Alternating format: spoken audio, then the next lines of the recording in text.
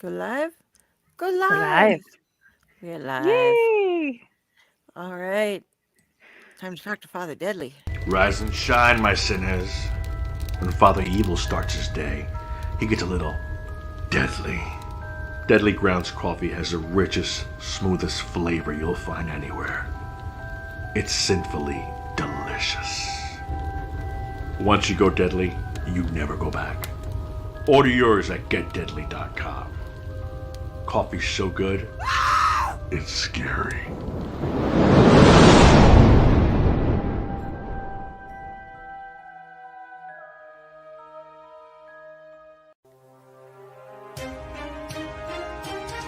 The Dorkening and all affiliated shows are not intended for anyone under the age of 18.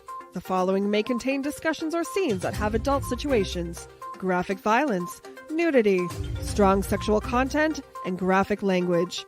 This show is intended for mature audiences only. Viewer discretion is advised.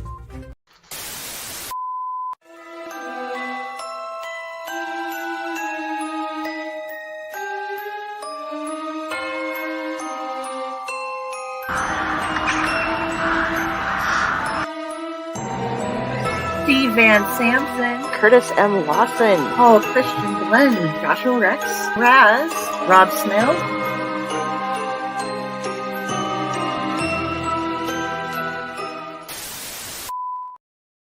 Hello, everybody. Thank Cthulhu. It is Sunday.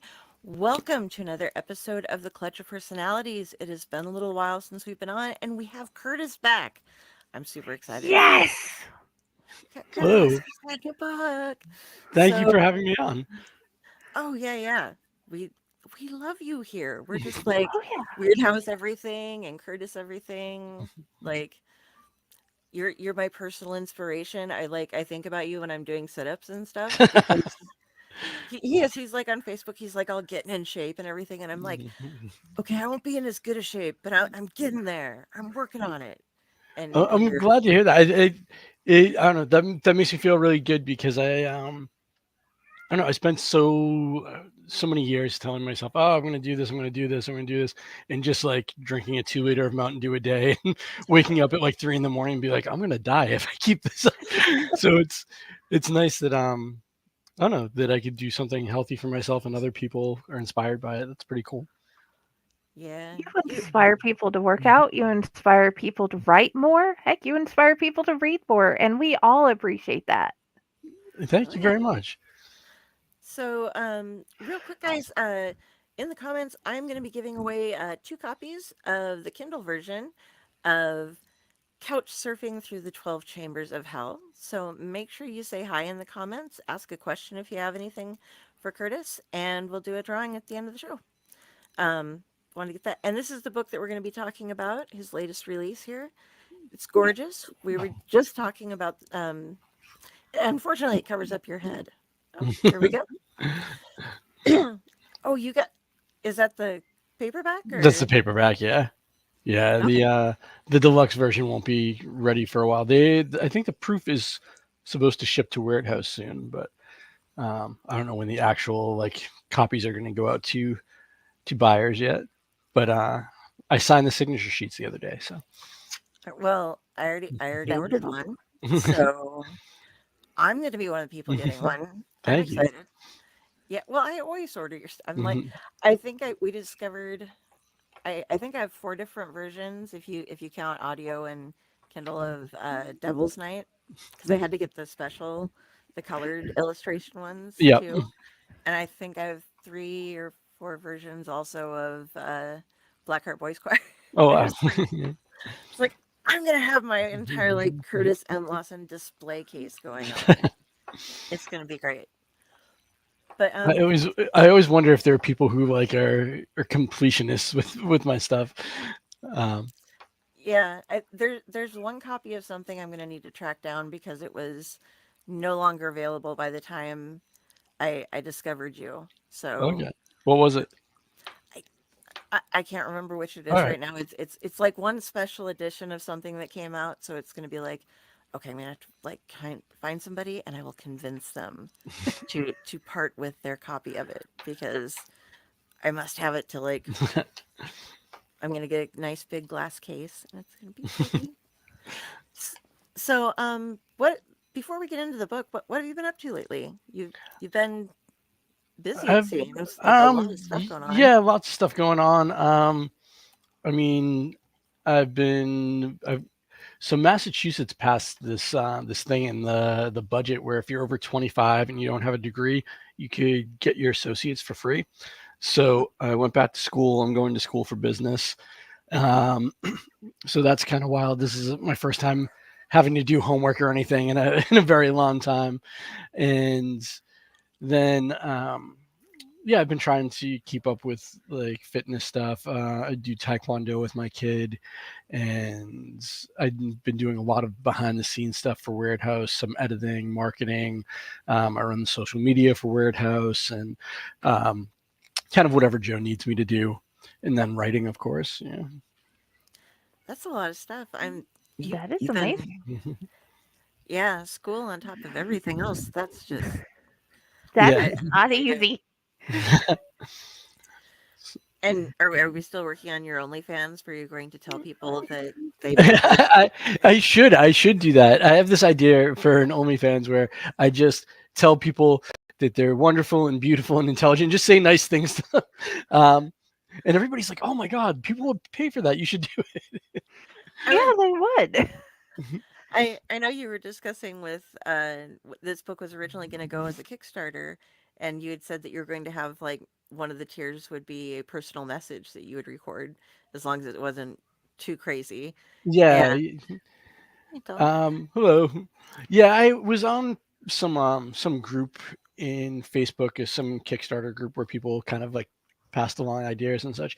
And one of them was to do like cameo style things. And I was like, well, that's something that doesn't cost me anything but a few minutes, you know. Um, so yeah, I thought that would be kind of cool. And if I do launch a Kickstarter down the road, I'll probably do that.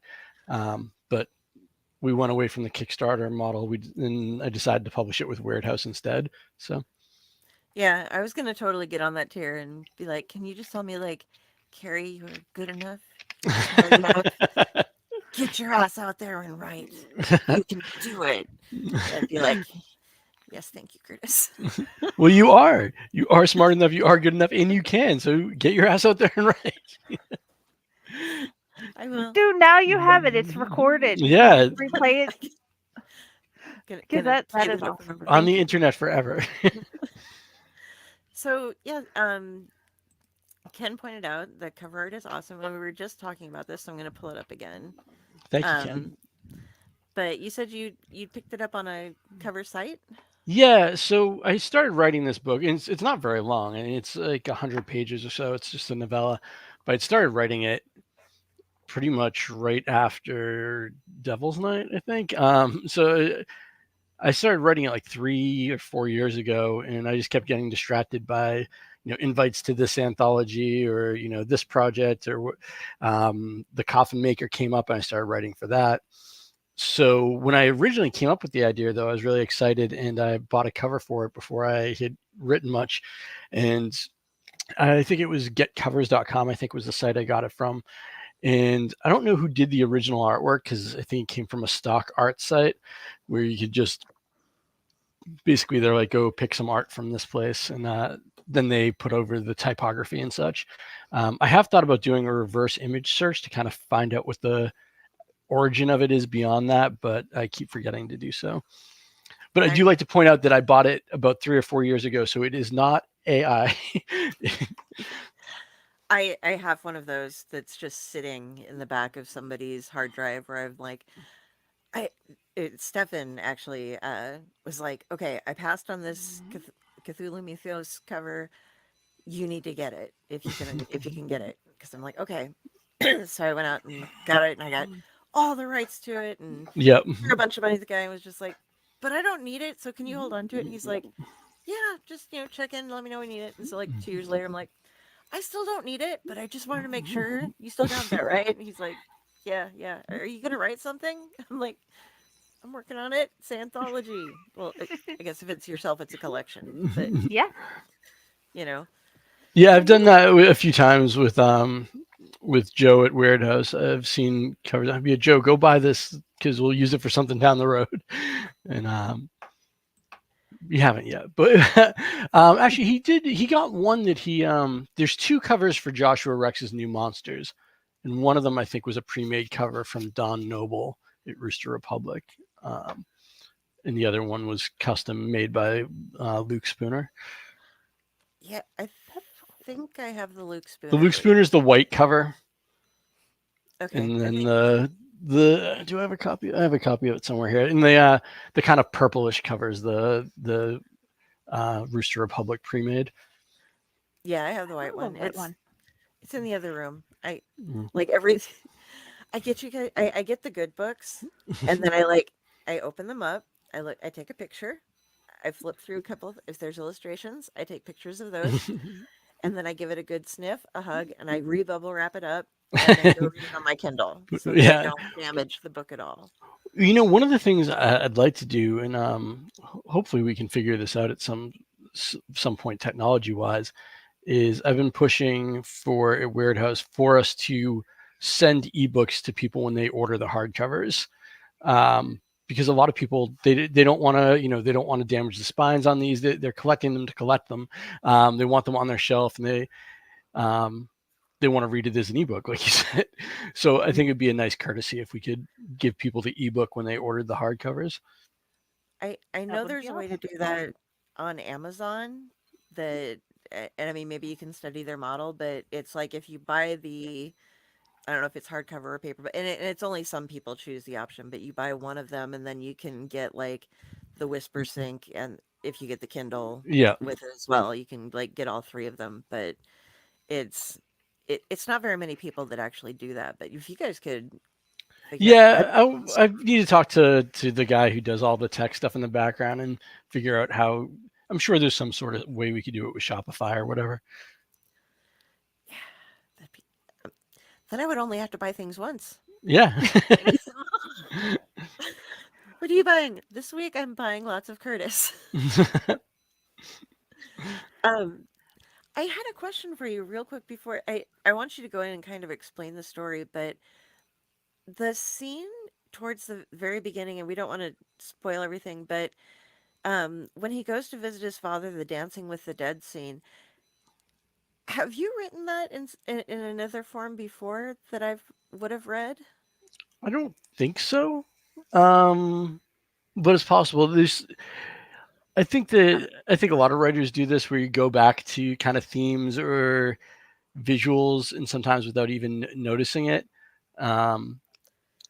So it's possible, but I can't think of something I did with that. The closest thing I can think of is in Devil's Night. There's that Through Hell for One Kiss story. Yeah. That's the closest thing I can think of. Okay, I wasn't sure, and maybe I beta read it for you at some point for a short period. It's possible. The scene was just like, oh, and I loved it. So tell us about this book, and tell us what inspired you to write this book.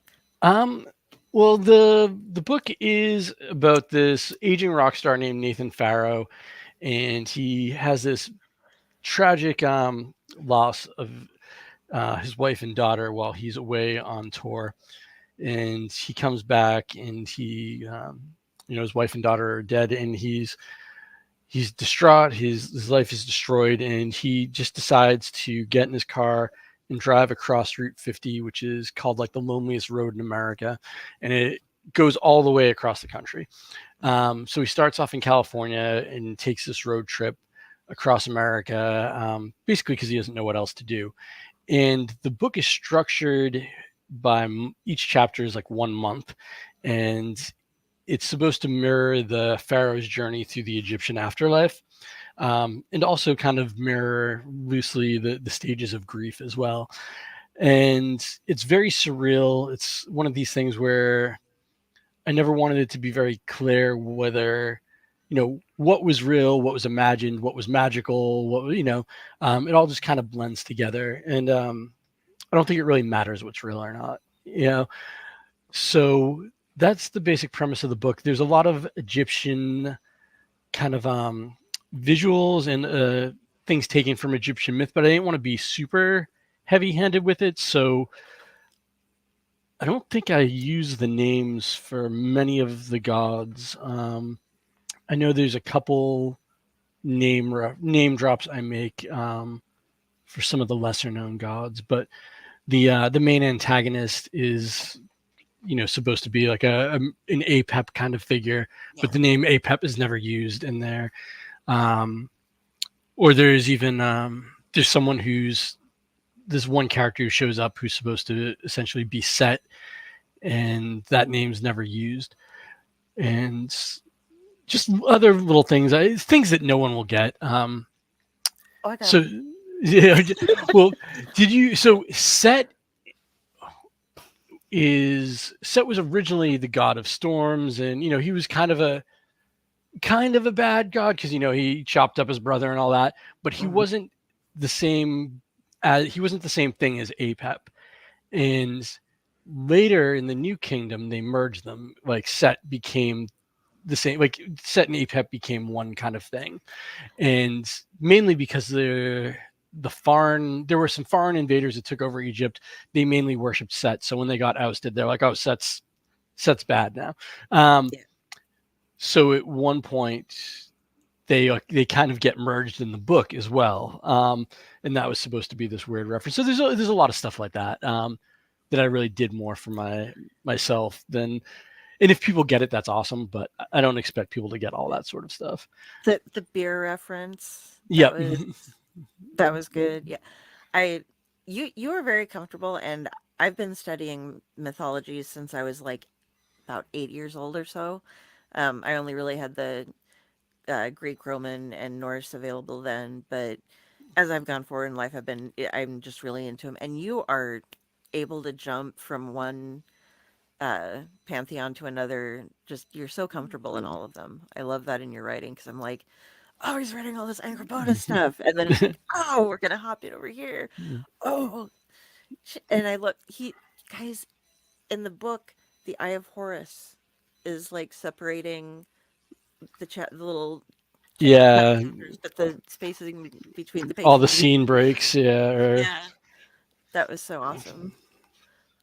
It's like, I don't know how yeah, well you can see, but here, let me, Oh, yeah. that's beautiful. I like how Yeah. you did that. Well, yeah, that's the guy who laid this out. This guy Caesar, who works for Weird House.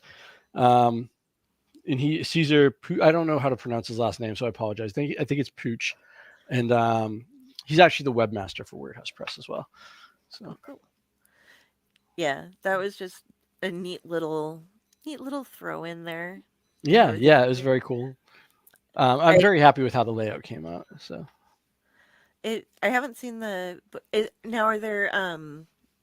Are the hard copies going to have illustrations? not interior illustrations, no. There's just the signature sheet has like an Eye of Horus on it, but I wouldn't really consider that like an illustration. Okay. Um, and then the end papers, there are colored end papers in there, but it's just kind of like a patterny thing.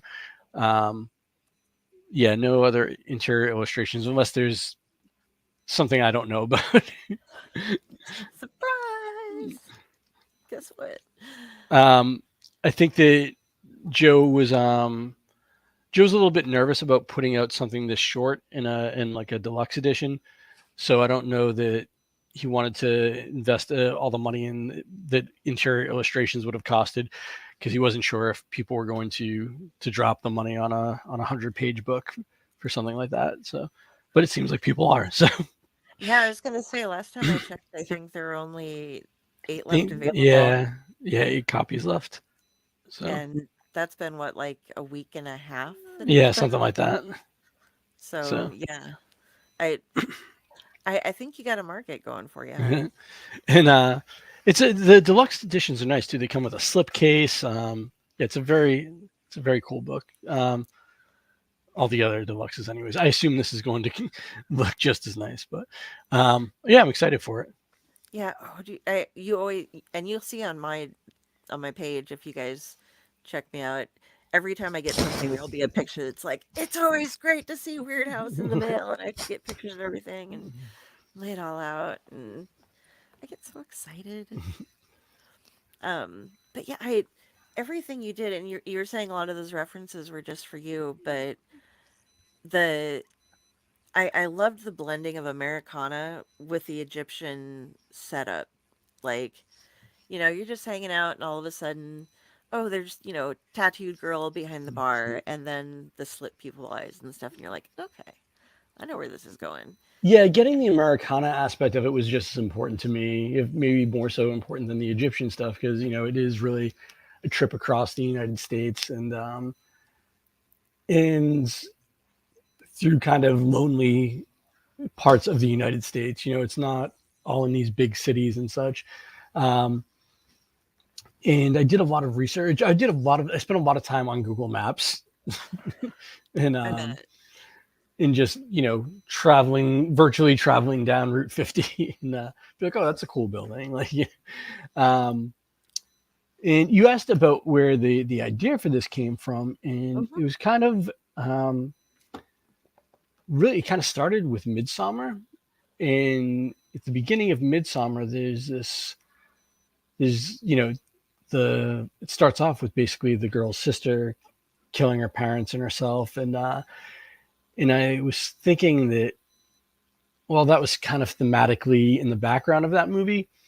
That was, to me, the scariest part of the movie, was that intro. And I thought it'd be interesting to explore the idea of how you would deal with your feelings and your emotions if someone that you loved did something terrible to someone else you love, and there's not even a way to confront them about that.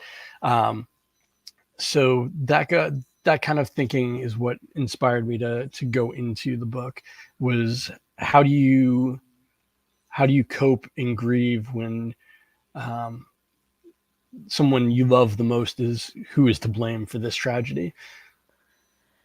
Yeah. Wow. Because it took a while for him to even, the build up to even find out what happened. Yeah. Or even his ability to process, like he couldn't even mention her name at first, Yep. either of them, and it's slowly getting there. That was that was just crazy. And Jenny, I've been talking a lot, so I'm gonna let you hop in here. Okay. How I know you had put a whole lot of thought into it since that movie scene. How you would grieve, how you could process it, and how you would work through it, and the different aspects of how Route 50 is and the Egyptian gods. How did you come to want to meld all that together instead of like another type of outlet of like Norse gods or pagan or any other type of religion? Well, I think that so the book actually, there's another route to the book too, which I kind of forgot about. Whereas when I was putting this together, I was thinking about, with the grieving, I was also thinking about rebirth and like how you would come back from that. And when I think of rebirth or such, I always kind of go to the Egyptian pantheon Mhm. and all the solar kind of stuff. And there was this comic I tried to write forever ago, and it just didn't come about the way that I wanted it to. Um, but I had started writing a comic called Heretic: The Death and Afterlife of Akhenaten. And Mhm. Akhenaten was this kind of heretic pharaoh. He was the first monotheist in history, as far as we know. He changed Egyptian art, moved the capital, and then he was erased from history forever. Like, we kind of accidentally rediscovered him.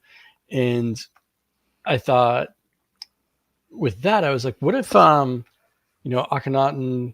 dies and he finds out he was wrong, and now he's got all these pissed off gods and he has to get his way through the afterlife. So that was something I tried to write numerous times. It just never came out the way I wanted. And this, I guess that's always kind of been in the back of my head. So I took a lot of the things I wanted to do with that and kind of stuck it into this modern setting and put Nathan Farrow into that role to a certain extent. So I think it was just something that had been sitting in my brain for so long, and I was like, okay, well, I can make this work, and it just seemed to the pieces just seemed to fit right. Um, and as far Very as beautifully. thank you. And I just done not just, but I did the Envious Nothing, which has a lot of Norse stuff in it. There's a little bit of that in the Coffin Maker's Book of Dark Tales, and it's something that I go to a lot. It's very meaningful to me. It's very personal to me, but I wanted to kind of try to move on to something else instead of going to the same well over and over again. Um, Oh yeah. so It's a good well. I it is a mean, good well, it's hard to get there, but You Mimir's well, so to speak.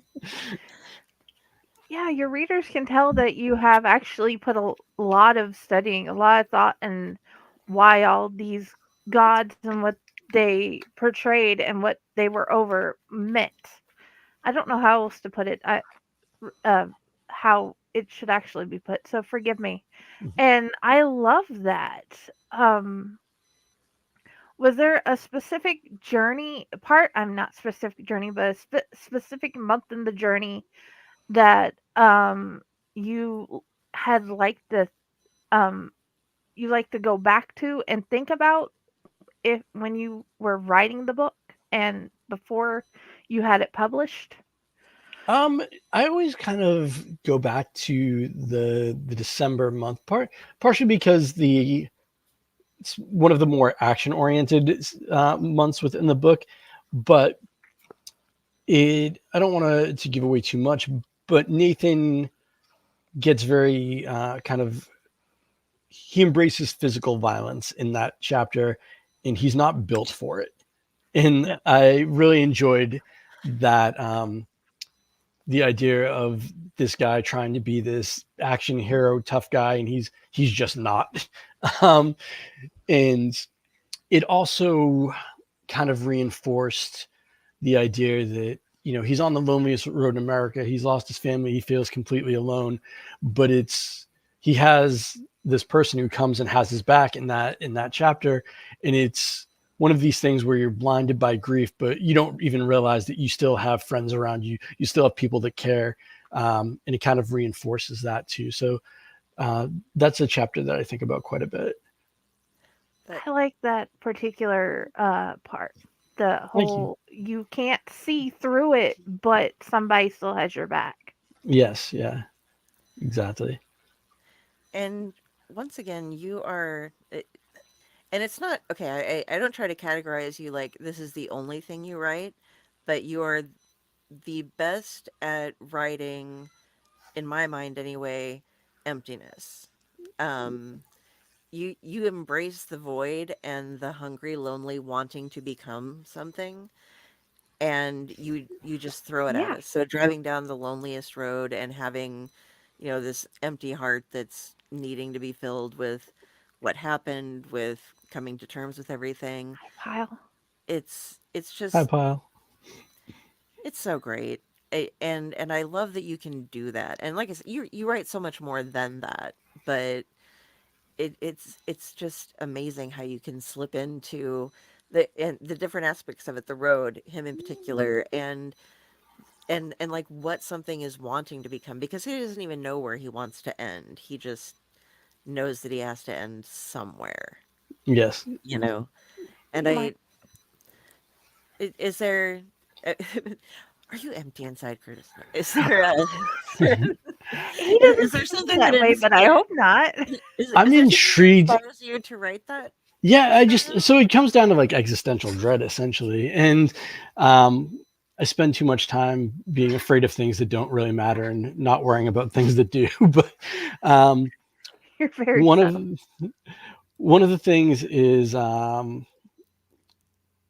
really the concept of nothing and like what is nothing. Like it's such a impossible thing to really imagine. Like what is beyond the universe? If the universe is expanding, what is it expanding into? If there's nothing, there's no time, there's no darkness. So that's something that just is really I think about quite a bit, and it's really informed my fiction. I go back to that concept quite a bit, and I kind of think if I leave any sort of footprint on weird fiction, that it will be this kind of exploration of nothing and emptiness in kind of a unique way. I hope, anyway. Okay, definitely. That's what I always associate. I have everybody I put they like this person's really good at writing about this, and that's what you write better than anyone else. Thank you. You know. Another thing that goes along with you, I've noticed, so many authors write about writing or write about authors and such, and that's, I mean, so write what you know. So I write about somebody who's writing Yeah. because that's what I'm doing. You involve, and I know you've been in bands, and you do music. You involve a lot of music or musicians in your writing, Yes. Yeah. and so is that all like some of it what you've experienced yourself and some what you know of other people, or Yeah. I mean, a lot of it is just I I love music. Not when I say that, I'm not just saying I love listening to music. I love like everything about music. I love what it can do emotionally. I love the like if you go to like an actual symphony, like if you go see a real like an actual orchestra, you can feel the music coming off of the orchestra, like physically, you can feel the vibrations of it. And I'm intrigued by the theory of it, everything. So it's something that's that's magical to me, and I write kind of mainly supernatural fiction, so it just seems to meld with that very well because I do see it as a sort of magic, and it is something that I know. I've spent a lot of time like going to shows, and I've been in bands. I have friends that are in touring bands and have record deals and things like that. Um, and I wish I'd been in an orchestra when I was younger. um, so yeah, it's something that I guess I just am very comfortable and passionate about. So I go back to a lot. And in Blackheart Boys Choir, in particular, that character is he he views the world through a lens of music. Everything is music to him. So the language of music is used throughout that book, to kind of describe the world around him, describe his feelings. And I've been told that even people who don't have an understanding of musical theory or of classical music or anything like that, they still get what he's saying because of um, like his passion for it, and the way that he uses it as metaphor just comes across really well. So I just think essentially it's something that I know enough of and I'm passionate enough of to do well. Yes, yeah. very. I know I always bring it up, Blackheart Boys Choir when And I have about you your on. subtilly. That's one of my go-tos.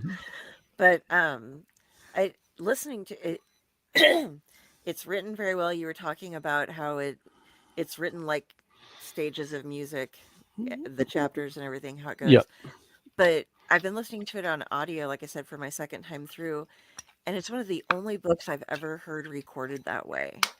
If you guys get a chance, it's so you have this kid who has all these things going on in life, and like you have those little extraneous thoughts that go on, and there's music in this book as you're listening to it, and there's him talking and what's actually going on, and then there's his background voice, what he's imagining he could do, and it's all done separately in different ways by the narrator, and it's just a wonderfully, and I mean, and the book is amazing in and of itself, but if you're looking for something to pick up on Audible, I would highly recommend it. It's just Yeah, I think the production came out really, really excellent on that book. I'm very happy with it. any plans on having more stuff? I mean, we've got Devil's Night, Coffee Makers. We're gonna have this go to Audible as well, maybe. We'll have what this Yeah. you saying? I will probably. I think most likely. So I don't want to bore everybody with the business side of things, but with ACX, which is like the kind of the background, the back door of Audible to get your stuff on there. I think you have to sign a 7-year contract for the audio book. So I'm just, it comes down to, things with audio rights and things such. So once that's all figured out, then we'll probably do something. The other part of it is, I don't know how well short books do on Audible. They might do fine, but I'm not positive. I know that when I'm spending my Audible credits, I generally go for something longer because it's the same price. So I don't know if maybe I should release it as part of a collection in like an audio collection later on. So eventually there will be some sort of audio version. I just don't know what form that will take. Right. Yeah. Um, I like to pick up the Whisper Sync when I get stuff so that I have both. And then it I don't buy I should subscribe to Audible to get the credits, but I just buy the books instead. yeah. I Because it usually I'll subscribe to Audible whenever they're like, oh, like here's a deal, and then I'll subscribe for like 2 months and then I'll cancel it and listen to. Right now, I don't know, I have like 10 books I haven't listened to yet, so I don't have an active subscription at the moment. But once I run out, then I'll renew it. yeah. Oh, jeez, For- I just fell. It's You're been right. helpful. The actual Audible credits are cheaper to get than most of the bigger books that I want to get. So it's cheaper sometimes to buy spend the 35, get the credits, and they get the 3 big books that are 30 to $50 per book. So Yeah, it all that's what I'll depends do, on and your then budget. I'll usually buy the smaller books. Like if it's a smaller book, I'll just buy it Oh with yeah, real money. I do that So, too. You gotta watch out on some of those things. I've bought a couple of different versions of the complete works of H.P. Lovecraft, and they just sometimes disappear. It's like, really, oh, and they're, I mean, I'm only spending like $5 on them, and it's not a super professionally done thing. It was like the H.P. Lovecraft Historical Society of this chapter or whatever, got a bunch of people together and stuck a microphone at them, and yeah. they read the stories. But it was something to fall asleep to. If you have a And Spotify, there's a bunch on Spotify too. I think oh, Harbabble maybe has a bunch of stuff on Spotify. I don't I don't do Spotify because I should for podcasts, but I don't want to pay for it, and I hate when they're like, "Hey, maybe you'd like to listen to this," and I'm like, "Hey, maybe I'd like to listen to the playlist that I put together." I don't know. That's just my thing. Not always. Yeah, I would say usually they're not. They're probably they're less expensive than like a hardcover usually, but I think they're still generally more expensive than a paperback. Yeah, what you do, Mike, is you, like I was saying, you pick up the Kindle version of a book and then add on the Whisper Sync because that's usually like I think I generally pay about 7.5 bucks. Yeah. And so it's like $5 for the Kindle book, maybe $7.5. So that's like 12.5 bucks to get the book and the Audible. And if you go to the Audible site sometimes, they're selling that alone for $20 to $30. But they're, making extra sales that they wouldn't normally have, so they let you get a little freebie in there. So that, it's a nice little way that it works out, but not everybody does that. Sometimes you're lucky and you can get it for $2. It all depends on the book. Yeah. But I'd ask that because you're really good at getting Audible books out. So, Yeah, we've done quite a few. What do I have? I have the Devoured, the Two Bad World books, Devil's Night, Blackheart Boys Choir, and Coffin Maker. The Devoured is one of my favorites for the audiobooks. I love the narrator on the Devoured. He did a fantastic job. It's a kind of a cosmic horror western with like a Robert E. Howard feel almost, and like the guy who did it, he was this like gravelly voice. He That's did a really excellent exactly job. me. That's how I felt. It almost felt like a Conan novel the way he read it and you wrote it. It you could feel the how it where you may have gotten your inspiration. I'm just not sure which book or version you would have gotten it from. Honestly, I know it's unpopular to a certain extent, at least among book people, but um, like Arnold Schwarzenegger Conan is my Conan, which I know isn't is true to the books, but Dude, um, everybody's got their, we I over on splash pages, it's like everybody's got their Batman, yeah, you yeah. know? I And I do grew up love the actual Robert E. Howard stuff too, but I don't know. I'm a Schwarzenegger fanboy, I guess. And, you know, when he bites the head off the vulture or whatever in that movie, that's like an actual dead vulture that he bites into, because the guy who directed the film was a lunatic, and he made Schwarzenegger like bite into this actual vulture that he had to like wash his mouth out with alcohol afterwards. He sicked actual wild dogs on him that like he had to get like stitches from these wild dogs. wow. um, a lot of crazy stuff. And the original screenplay was by Oliver Stone, and it was like a super far future story with like mutants and stuff. Um, and yeah, it's pretty wild. That's my Conan TED Talk. We'll take it. All Conan talk is welcome here. I honestly have never read any of the Conan books, so Schwarzenegger is my Conan as well, and read Sonia. When I was a kid, I was like, wow, You probably oh, this noticed is my real. sister's named after Red Sonja. Oh, that's cool. So that is how much we did Conan. Our It's sister's very wild to me. talented. Robert E. Howard like amazes me because he did Solomon Kane, Conan, he did Call, he did all this stuff, and he died in like his 30s. Like, That's Wow. sad.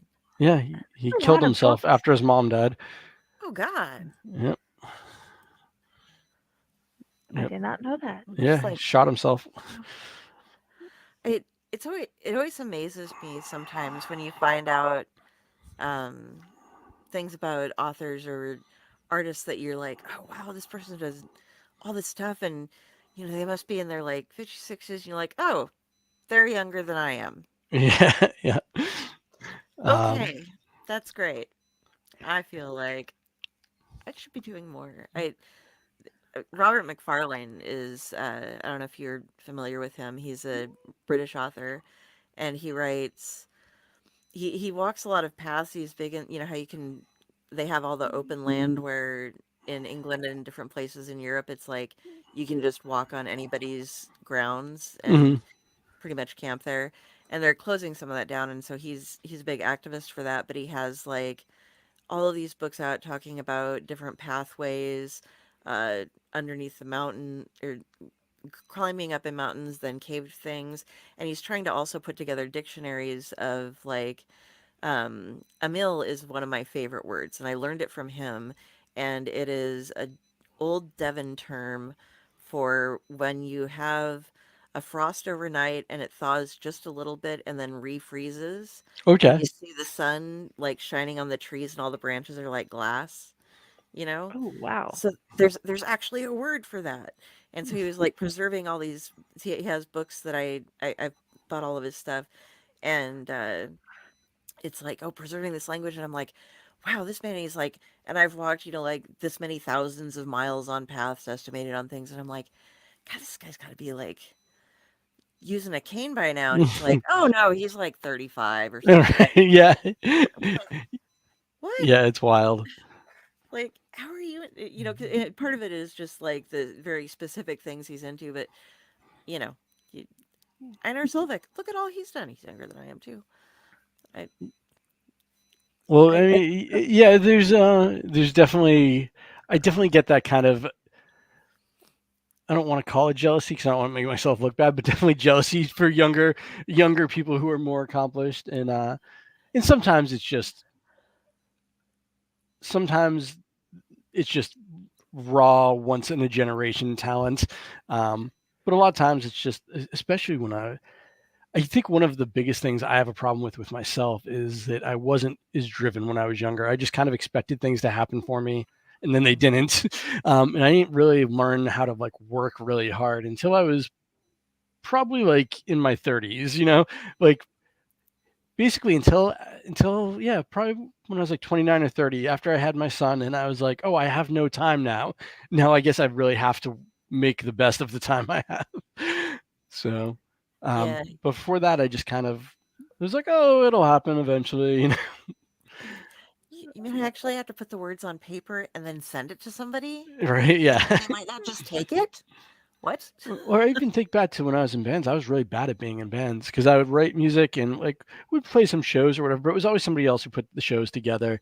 And I had no clue how the music business worked. I was just like, oh, somebody will just offer us a record deal, like, and that's not how things work. So Yeah.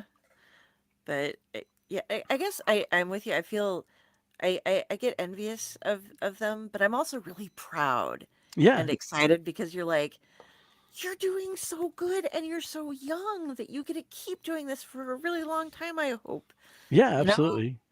And it's cool to see how motivated, talented people grow, especially when they're younger. You can watch that growth over time, and um, there's a Weird House author named Tyler James, and he's pretty young. I think he's still in his 20s, and he's a fantastic author, and I think he has a long career ahead of him, and he's already just wildly creative. His prose is wonderful, and it's very cool being able to see his writing grow in real time. And um, yeah, he's definitely further along than I was at his age. It's great to see everybody that you guys bring to the table because you have found some fabulous authors that you have working for you. Like I I have no idea what, like what's going on. You're like, oh, check out this person, check out this person. I'm like, okay, wow. Oh, William's great. Oh, Rob's great. Oh, Joshua's great, and you just keep going through and going through. Tim's great. Okay. I mean, Yeah, it's been very. I feel very fortunate to have worked with Weird House in a capacity where I could bring authors to Joe, and I could run my own imprint and such. I got to work with Brian Evanson on his collection, None of You Shall Be Spared, and that was kind of a dream come true. Brian's one of my favorite authors, so even just to read those stories before anybody else had gotten a chance, that was incredible. Um, and to kind of help figure out where each story was going to go and such. Um, yeah, it was.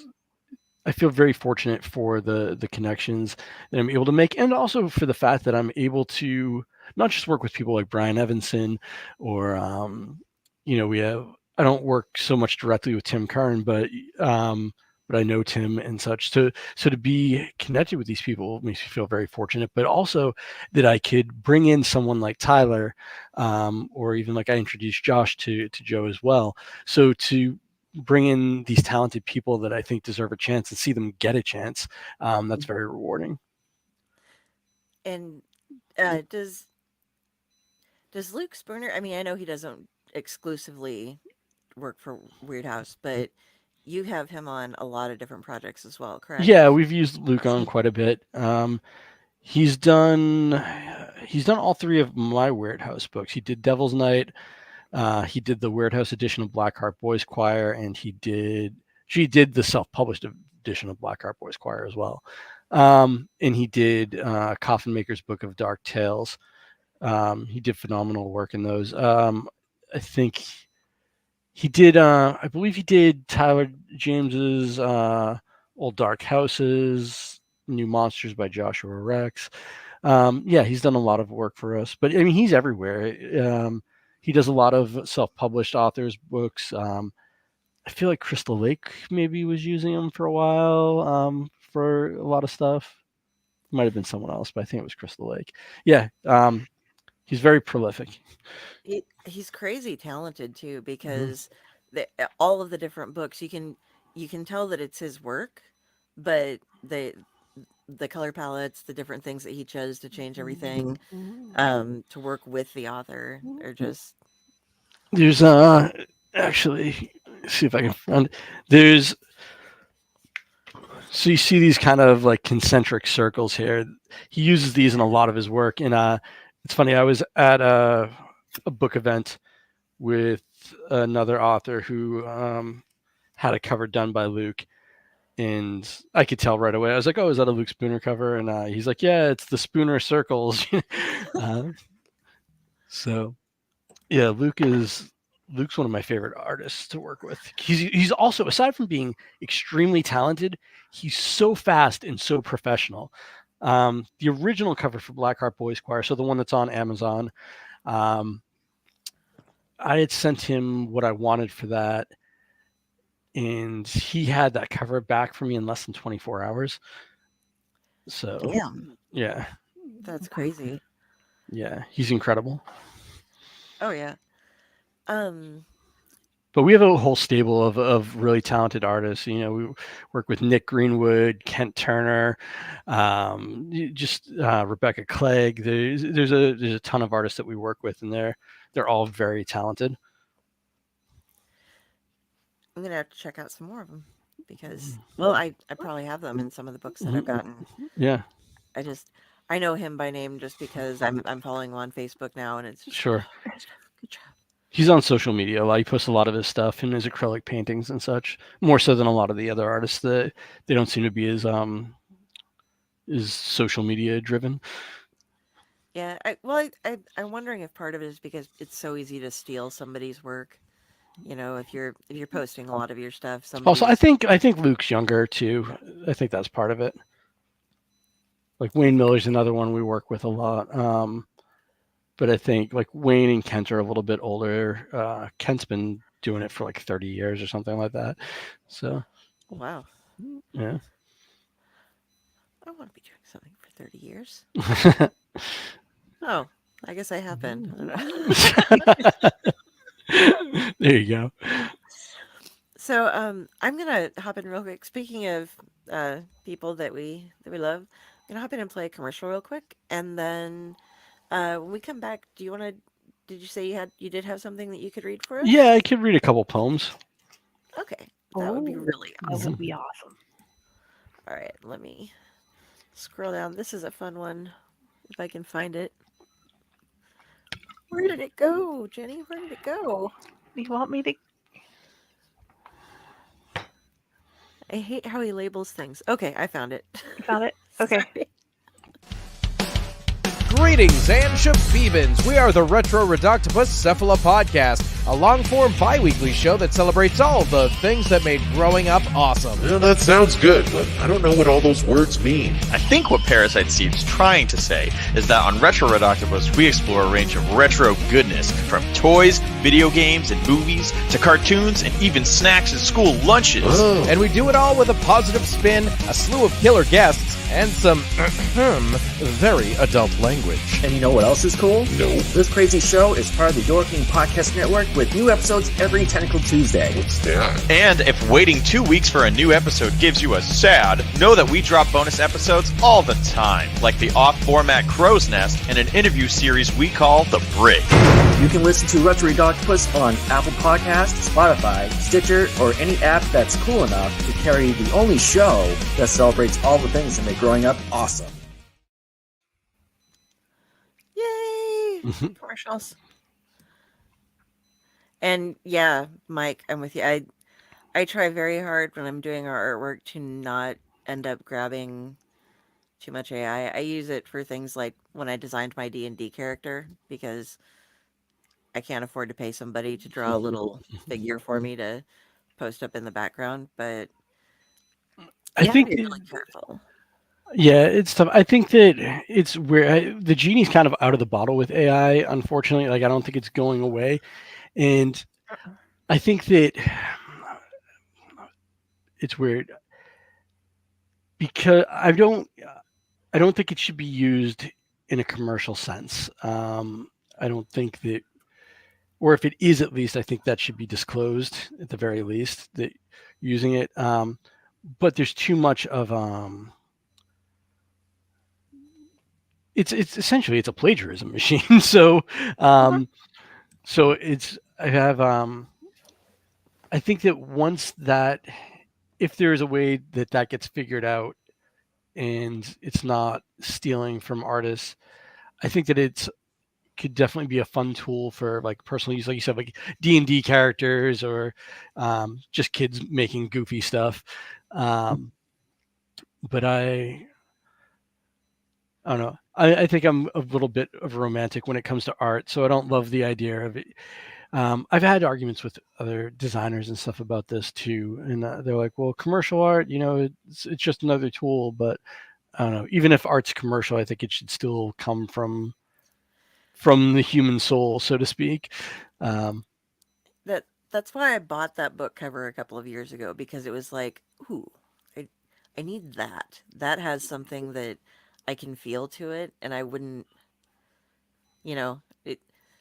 You buy it when you can afford it, but yeah, then it's like, okay, I might wait a while before I use it, but I have something real for a book cover. I think you really need to absolutely. have. And Mike mentioned a little back in the chat about Conan being friends with Doom in the Marvel universe, and I just wanted to mention that Doom is uh, probably like my all-time favorite comic book character, maybe one of my all-time favorite fictional character. Doom's he's a good guy, really. I mean, he saved the Earth multiple times. He He has has saved the really Earth good multiple times. intentions behind what he does He saved because the Richards family many times, just mainly probably to flex on Reed, but um, he babysits for them. yeah. um, and when he's taken over the world, it usually becomes a better place. I mean, that's his goal. He is not the bad guy. If I don't know if you read the Ultimate stuff, but I read a lot of the Ultimate stuff. Yeah, uh, it's back.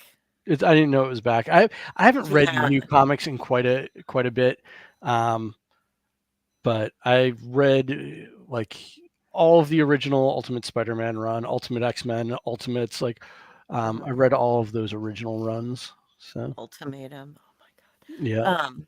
But okay, so Ultimate Invasion just came out a couple months ago, and now we've got Ultimate Spidey is up to 2, Black Panther's on 2, X-Men is on 1, and the Ultimates I think should be coming out soon. But the whole story behind it is that the maker, Reed Richards' evil half, shows back up, goes and talks to Miles, and says, "Hey, I'm going home. You're welcome to come with if you'd like." And then robs Wakanda and all these other places, and then builds a machine and throws himself back into his world, and then stops every super being from coming into existence. okay, So he's wandering around Oscorp and sees a spider and just, Mm, oh, wouldn't yeah, want that to bite you and stuff, and it goes around and then like freezes time and is doing all these things, and then something that some of the other people break through and they're like, okay, we need to restore this to how it should be. But now it's things like Spider-Man finds out that he's supposed to be, or Peter Parker finds out that he's supposed to be Spider-Man, but he's married with kids, man. So it's like, you had this responsibility, are you going to take it on? So there's all, it's, but it's, so far it's going really good. nice.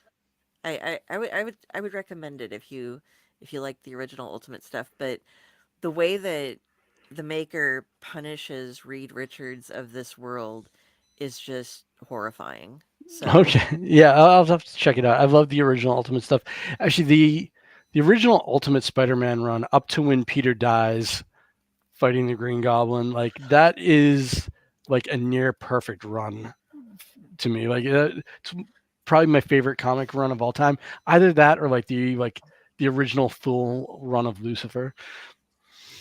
yeah, that Ultimate Spidey was just and see, I always thought Spidey was a wuss, but then I read it and I'm like, "Oh, okay, no, he can wreck the shit out of stuff. Yeah. And I thought they did a good job of distilling because they had all the stuff, all the original storyline to kind of draw off, and they kind of distilled it down to the best parts, and really gave him this really tight character arc. Yeah. I've been reading a lot more horror stuff lately, but I'm totally babbling and getting off topic. I read a Tosker, went on vacation. My squirrel, he's over there. I can't reach him, so Well, so I can't remind myself. I did have another question. It's probably weirdly, oddly off topic, but what was Okay. your favorite side character? In Ultimate Yours. Spider-Man. No, and yours. Oh, in my okay. In the side character. So I don't know. It can be an alternate book. No, for that book though, I guess probably the set biker guy who's in the gas stations. I just kind of visually liked the visual design of him a lot, and either him or Shesh. I think it's Sheshmu. I'm already the guy in December that he meets up with. I think that's how you say the name. Once again, these names are taken from Egyptian mythology, and I'm probably mispronouncing stuff. So, I am not the one to help with that. I'm dyslexic. Ratatoskr goes on vacation. Sounds like a brilliant fantasy comedy. It does. Yeah, he was probably my favorite side character from it. Now that I think of it, once again, I like him kind of showing up and having Nathan's back, and he's able to deliver on the violence that Nathan cannot. I kind of enjoyed, even though for very briefly, the whole scene with Kevin King. Okay, yeah. That was a real exploration into like there was a term that you used that was so perfect, and it was I can't remember what the word something about suicide, how you have control over it's not really the selfishness, but it's the ability to control it. Okay. Versus, you had a great phrase. I should have highlighted it. I wish I could remember it. But no, the Kevin King stuff was really cool to write, and that once again goes into I wanted to kind of show that this was mirroring the Egyptian afterlife. So there are other kings, so to speak, that have gone through here and either succeeded or failed in this journey. And Kevin King is obviously one who fails. So I'm like, scroll, I'll find it. It's there somewhere. And I know sometimes I feel like I maybe go a little bit too over the top. I didn't know if bringing in an Elvis-owned handgun was a little bit too much, but I couldn't help myself. So I thought that was great. It sounds like it's good to fit, Oh, I'm almost there. It belongs to Elvis, believe it or not. And the whole like TCB baby thing at the end it's kind of a personal joke to myself. It's kind of something I say to myself a lot when work needs to get done. So. Agency, that's the term you use. Agency, okay. Too much agency in suicide without an element of chance. This is one of the philosophical discussions that takes place in this book, folks. I thought that was a great, I'm like, I have to talk about that. Because it is. It's like everybody...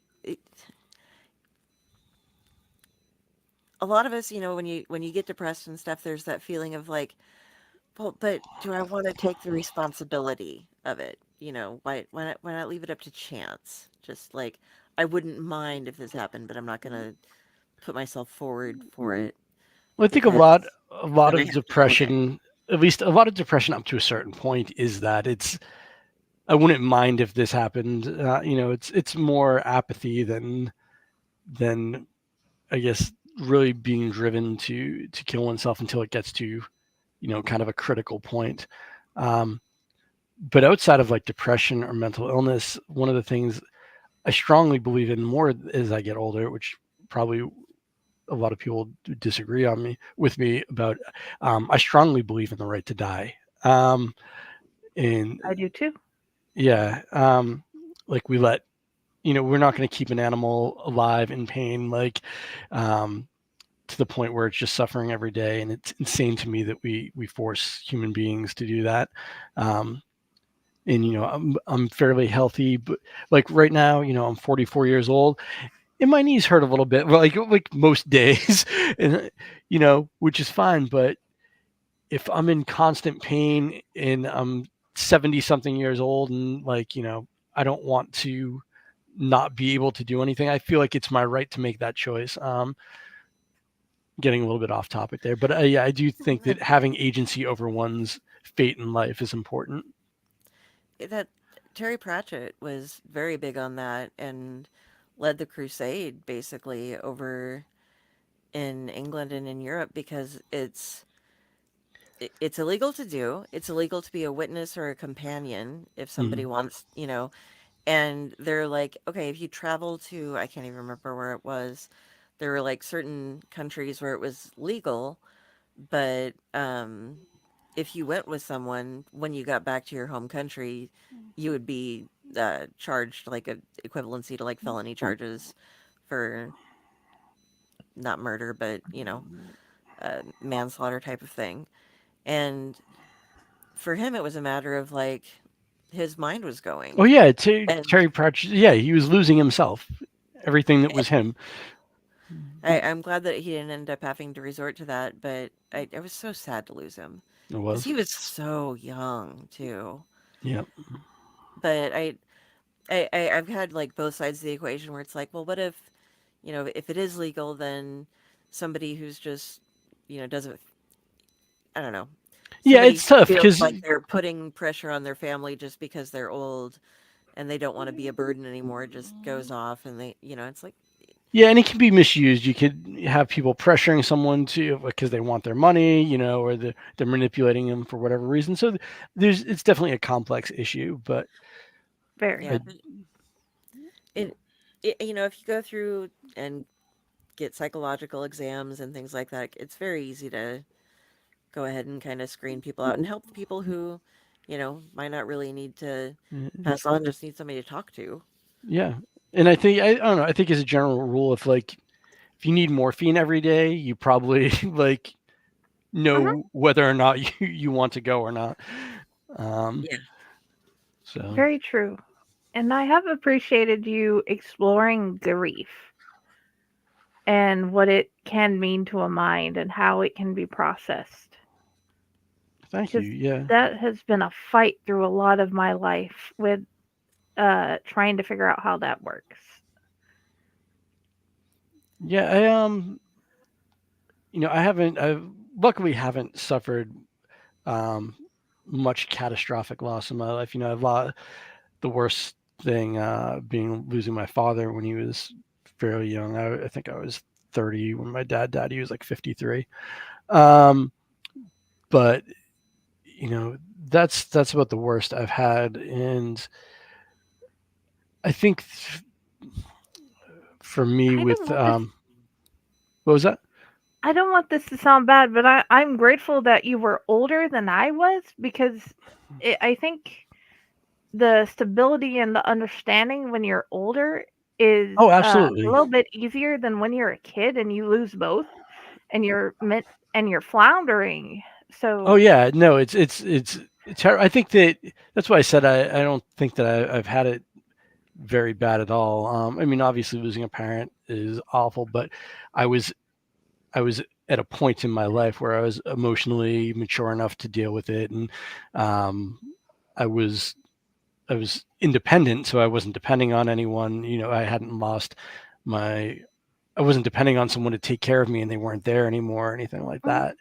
Um, so I've been very lucky in that regard.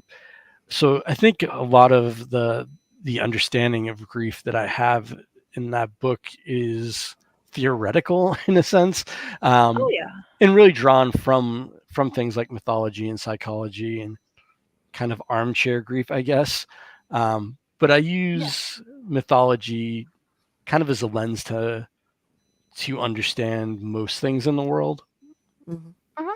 And I think that And there's a lot of wisdom there because the myths that we have, especially, like Egyptian myth going back that far, it's all been changed and distilled over time. And we're getting kind of the most useful version of this because the stuff that is stuck around is the stuff that resonates and really mhm, helps us understand the world. Um, and that's why I think there's a lot of power in myth because these ideas kind of encoded in our mythology have withstood the test of time, and they've helped us for hundreds, thousands, tens of thousands of years. Maybe mhm. not tens of thousands, but Yes. And please don't take it that I was saying your grief was less than mine. oh, not at I was all. just saying you had a different frame of point of view than as a kid, like I was. So Oh, absolutely. that No, I didn't take it that way at all. Um, no, it's a much different scenario if you're a child. Mm. I had something I was thinking of earlier, and this is just totally weird off topic, but they open a new casino here in town, and I love these games. They're called Colossal Reels. It's a certain type of game, and they'll have like one set where you get a book here, and you get like four symbols, and they're five across, and then over here you get like 95 things, and they're really tall, and they're still only five across, but you get a lot of chance of extra symbols. And well, not 95 possible combinations. Anyway, you get a good total of night. 100 combinations, but one of Right, them. Mike. Oh, good night, Mike. Um, but one of the cool things about it, they have like Little Red Riding Hood ones, but they have one that is Anubis based. And so I was thinking about that because we just went there the other night, and I was like, oh, I got, I wear my onk, so I'm sitting there. I'm like, okay, come on, give me something here. But the characters that they use from Greek mythology are Ra, Thoth, Anubis, and then Amit. And I'm like, you're kind of depressing, really. Like, did, did you just randomly pick Egyptian symbols and go There's like, a oh, chance that of one that. looks cool. That one looks cool. I'm like, half of these things are to do with death, and one is like, and they're worth the most points, but and I don't know. It was just like, okay. And your Eye of Ra is wrong. That's actually an Eye of Horus, but we'll let you call it Ra Yeah, because they probably just did a Google search or something like Egyptian symbols. yeah, just oh, this one looks cool. Stick it in there. Yeah. Oh, we're gonna make Thoth purple. Okay, he's purple. Okay, because he matches the aces. Got it. There you go. I was just like I was thinking about that when I was because I read and reread the book and I was just like, yeah, okay, come on, Amit, I want you. But yeah. Anyway, Dell going off doing her thing. But so reading, we're going to get you to do some reading for Sure. us Yeah. because So, I love to hear you read. um, I didn't have anything kind of longer prepared, and I generally go to the same couple of stories when I read, anyways, because I only have a few that are like short enough. Um, so I thought I'd do a couple poems. So it'll be pretty short, but the first one, I guess we'll do from Spectral Realms number 11, edited by S.T. Joshi. This is published by Hippocampus Press, and it's a poetry journal.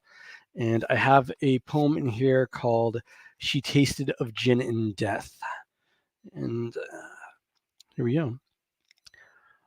Our lips met in a swirl of toxic mist, in a black sea of coldest dispassion. She tasted of gin and death when we kissed. A lost, lonely soul, she wouldn't be missed. She was known to sell carnal distraction. Our lips met in a swirl of toxic mist. We walked to the beach where old spirits exist. In the fog, we made love in a fashion. She tasted of gin and death when we kissed. Dead souled and drunk, she clawed and she hissed, but the sea filled her and she turned ashen. Our lips met in a swirl of toxic mist. Even when she stilled, I could not resist. I placed my lips upon her cold passion. She tasted of gin and death when we kissed. Years passed in that ghast, formed from gas that hissed. Her eyes were black as seas of dispassion. She tasted of gin and death when we kissed. Our lips met in a swirl of toxic mist. So that's the first one. And then the other one is from Spectral Realms number 12. And this is called Singularity. What things may be in that place which eats light, what nightmares there dwell feasting upon time, ancient dead gods of inverse paradigm, heavenly vistas or plains of hell's blight. Do dreams dance within that dense evernight? Is it pure nothing, empty and sublime, too perfect to capture in verse or rhyme? Or is it chaos, complete and outright? Do dark tendrils reach seeking to benight, or does wisdom hide in its dense space-time? Secrets of an entity first and prime, a thing too perfect to see with plain sight? What wonders swim in that cosmic black sea? What sirens sing to us with gravity? So, I said a little bit short, but that's what I have for tonight. Very good. Thank the first you. one, I immediately was like, Jack the Ripper. That's where my brain goes. Yeah, definitely a serial killer kind of vibe. But And second one goes into that kind of nothing thing we were talking, that emptiness thing we were talking about. So good at unness. Okay, there's a word for it. I always forget. Words are hard. Words are This hard. sounds very Alice in Wonderland. What was that? Unness sounds very Alice in. It does, doesn't it? Yeah. But what do you have coming up? I know you've been working. I don't know if you want to talk too much about it or not, but I know you're working on something. So I have what I have coming out soon is there's a story I wrote for a Lovecraftian anthology. I wrote it. I don't know. I wrote it forever ago at this point, and for various reasons, it got pushed back a few times.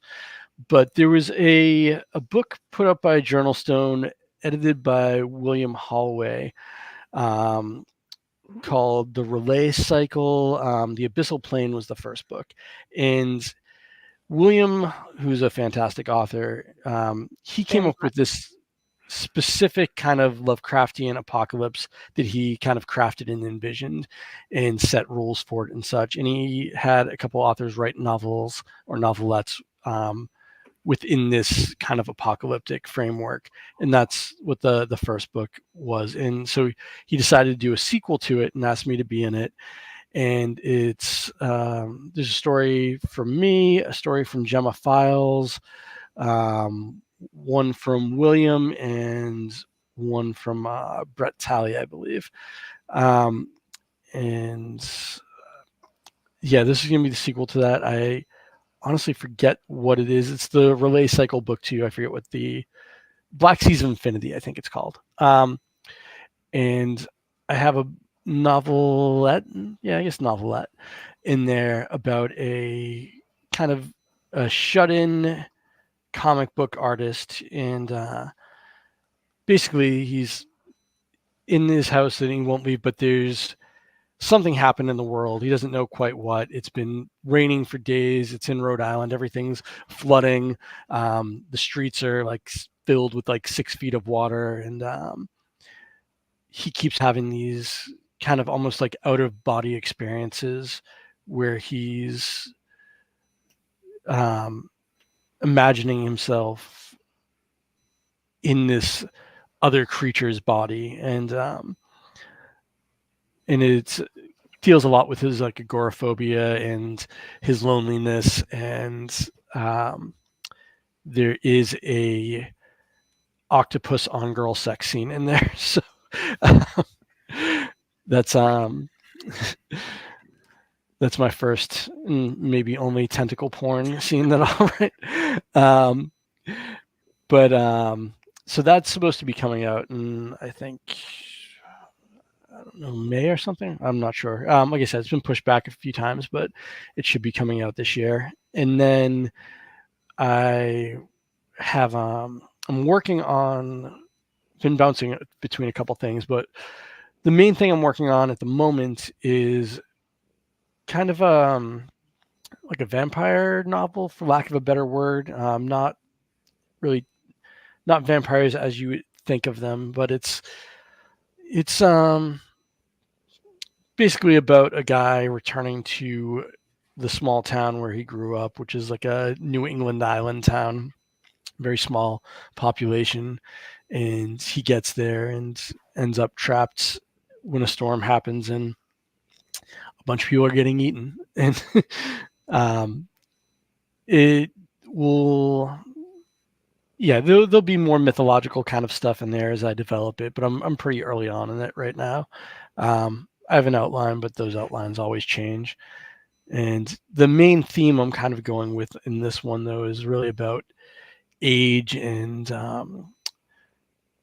aging and how that impacts you, and the kind of envy that you have for the youth, especially when you see younger people, I guess, in your perception at least, misusing their time and their health and their kind of squandering that youth.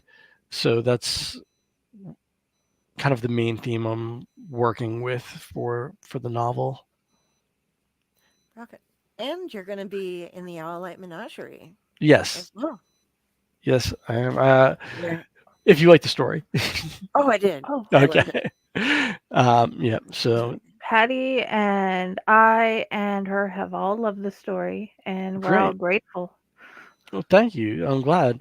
Yeah, that's I wrote that story a while back, and it kind of didn't fit really with a lot of other stuff I was doing, because it's got kind of stronger sci-fi vibes, and I don't know if you'd really call it horror, but anyways, I enjoyed it.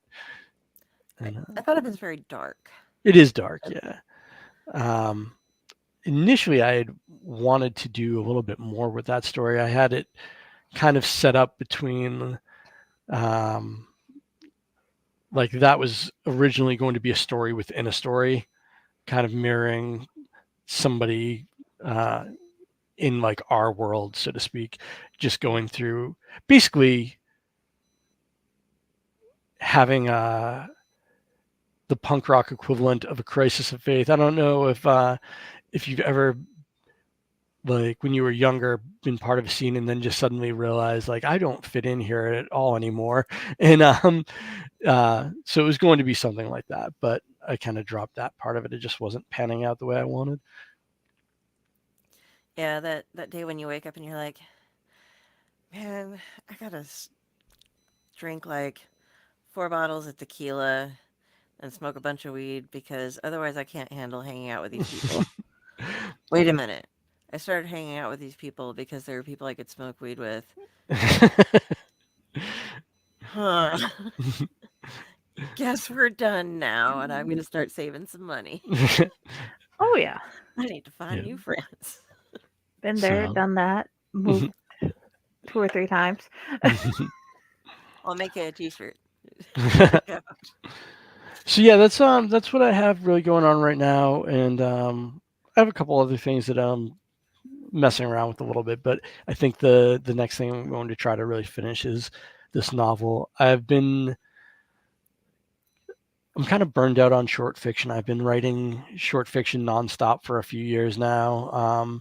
I mean, couch surfing isn't short fiction, but it's still a novella. It's still fairly short, and I want to do something a little bit longer where I can spend more time with the characters and kind of develop a theme more deeply, the way I did with like Blackheart Boys Choir, and also doing so much short fiction.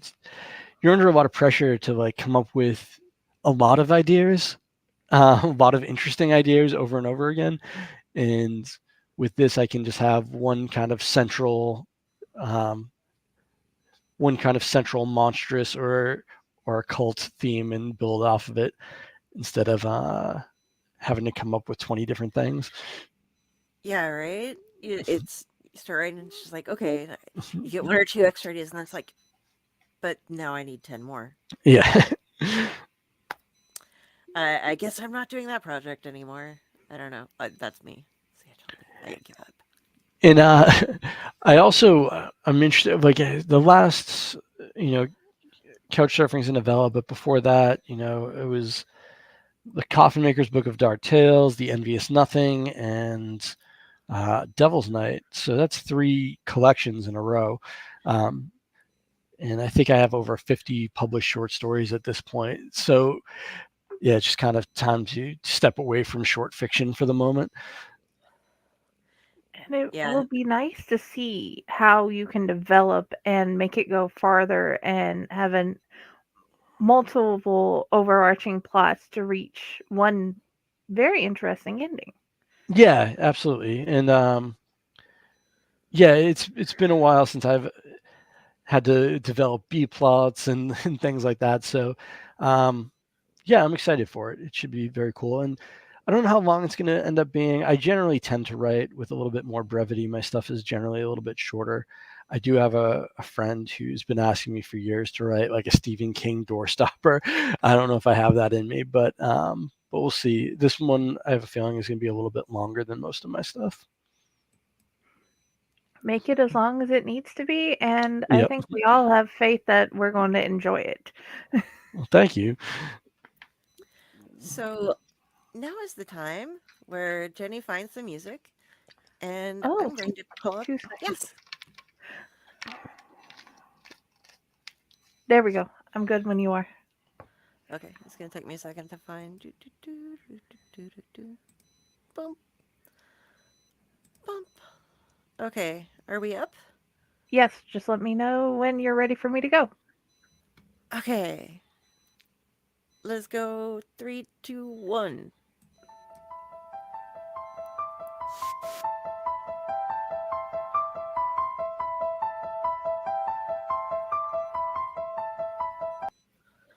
Yay! Yay, Tom Dog! Tom Dog! You win one. And let's see who gets the other one. And Sergio, I'm not sure. I think was a troll. So if he wins, we Sergio. try again. But Okay. ready? Yes. Go.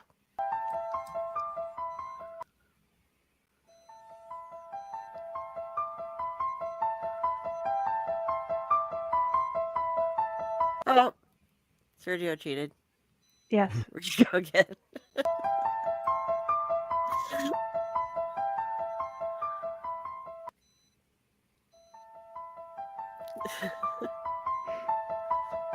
Mike.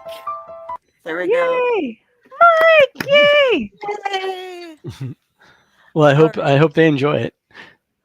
Oh, they will. I've been building up Tom Dog's personal library now for a while because he comes to every one of the shows. He's awesome, Nice. and yeah, he's been getting some good stuff over the years. He has multiple Years? ones of years now. Yes. It's been like 2 years we've been doing this. We're heading into the end of the second year. Oh yeah, we are, aren't we? Yeah. That feels crazy. No wonder I haven't got anything else done. But And if you didn't win one, it's only $2.99 on Kindle. yeah, go out there, get it on Kindle, or you could be super awesome and follow the link and get yourself your premium edition. Yep, there's only I think 8 left of the deluxe edition. Comes with a slipcase and signed and lettered A through Z. I wonder what I'll get. I may have to settle for the paperback because I'm broke. The paperback's only $11.95 or something. It's much more affordable. Oh yeah, it's still a nice edition. So it's still worth getting. Oh yeah.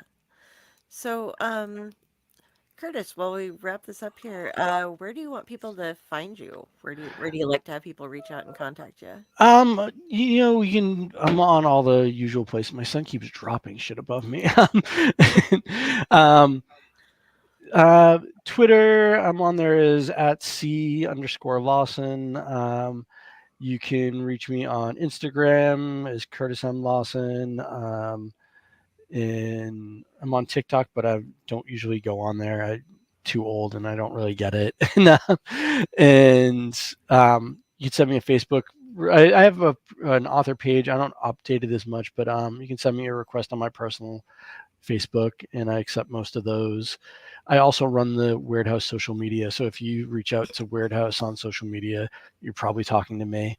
Um, and I've been able to yeah, find him. I promise you can. I've tagged him in everything I've shared, so you can find him. I promise. yeah, and you can get um, most of my work in a nice one sort of signed edition or another at Weird House, or anything else over on Amazon. Yep. And his links should be in the show notes up above, down below, to the side, wherever Wherever you're at. links go.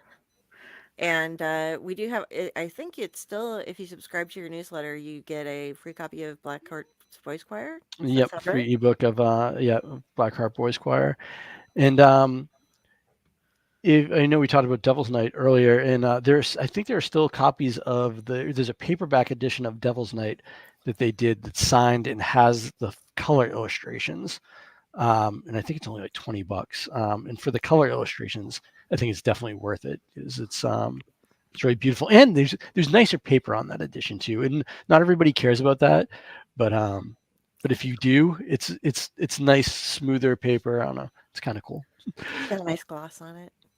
It's like this, yeah. It's really nice for $20. I think it's a really nice addition. I think that's one of the ones I have. Otherwise, I'm going to be buying it tonight. Really go raid my I have closet to real wait quick. till Wednesday.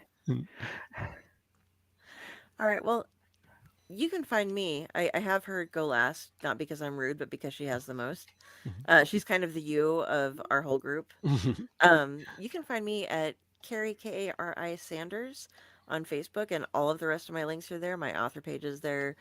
My stuff on splash pages. We have Michael Walsh coming up this Tuesday. Gonna be super fun. We read The Silver Coin by him, and he'd had to cancel the last minute the last time he had a family emergency, but we're gonna have him on then. What do we have going on this Monday? Tomorrow. We have It's a Legends Legends by and Night. Serial Killers. Okay, serial killers, and then a week from then we have the Tomb of the Terrible, where we are watching Mandy the Haunted Doll, and we will do this for you. I don't suggest that you do it on your own because it's a very scary place to be. Not in the like horror movie sense of the word, and the fact that you're making your brain die as it goes. So that's where you can catch me. And most of the time when you're catching me, you'll actually be speaking with Miss Friday here, our gal Friday. So Jenny, to You you. can find me on Fake Horror. You can find me on Owlite. You can find me randomly on her stuff. You can find me at my page under Jennifer Elliott, and also Friday with the Library in the Blue Box is my other book page. And Wednesday, Waterhouse Hill Press. We, I will share it and get the name right. Like I said, my dyslexia is kicking my butt today. This beautiful publishing company, I get to talk about how they're publishing and how it works at their company and learn more with my beautiful co-host Patricia Harris. And Thursday we have another episode of should have another episode of Owlite Adventures. Okay. In theory, we'll find out. We're having fun organizing things right now. We're moving a couple shows around, so it's like, which one are we doing? I don't know. Are you ready for it? Sure. Okay. Then let's do it. All right. Well, thank you everybody for tuning in. Go check out Curtis. Get your hands on this book. Two of you are getting it already, Mike and Tom. So thank you all for watching and have a good night, everybody. Thank you. Bye.